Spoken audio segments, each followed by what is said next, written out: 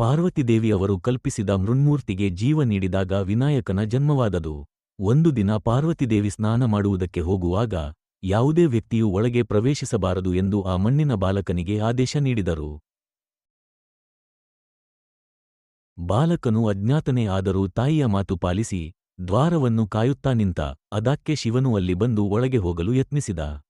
ಬಾಲಕನು ತಡೆಯುತ್ತಿದ್ದಂತೆ ಕೋಪಗೊಂಡ ಶಿವನು ತನ್ನ ತ್ರಿಶೂಲದಿಂದ ಬಾಲಕನ ತಲೆಯನ್ನು ಕತ್ತರಿಸಿದ.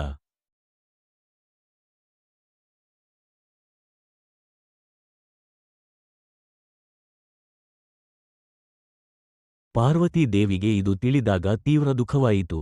ಆಕೆಯ ಆಕ್ರಂದನದಿಂದ ಪ್ರಪಂಚವನ್ನೇ ಆವರಿಸಿದ ಅಸ್ಥಿರತೆ ಕಂಡು ದೇವತೆಗಳು ಶಿವನ ಬಳಿ ವಿನಂತಿಸಿದರು. ಶಿವನು ತನ್ನ ತಪ್ಪು ಅರಿತು ಗಜದ ತಲೆ ಹಾಕಿಸಿ ಆ ಬಾಲಕನಿಗೆ ಮರುಜೀವನ ನೀಡಿದನು. ಈ ಯಾರ ಜನ್ಮದೊಂದಿಗೆ ಅವನಿಗೆ ಗಜಮುಖ, ಗಣಪತಿ, ವಿನಾಯಕ ಎಂಬ ಹೆಸರುಗಳು ಬಂದವು. ಶಿವನು ಆತನು ಮೊದಲ ಪೂಜೆಯುಳ್ಳ ದೇವರಾಗಲಿ ಎಂದು ಆಶೀರ್ವದಿಸಿದನು. ಇವನನ್ನು ಮೊದಲು ಪೂಜಿಸದೆ ಯಾವುದೇ ಕಾರ್ಯ ಯಶಸ್ವಿಯಾಗುವುದಿಲ್ಲ ಎಂಬ ನಂಬಿಕೆ ಪ್ರಾರಂಭವಾಯಿತು.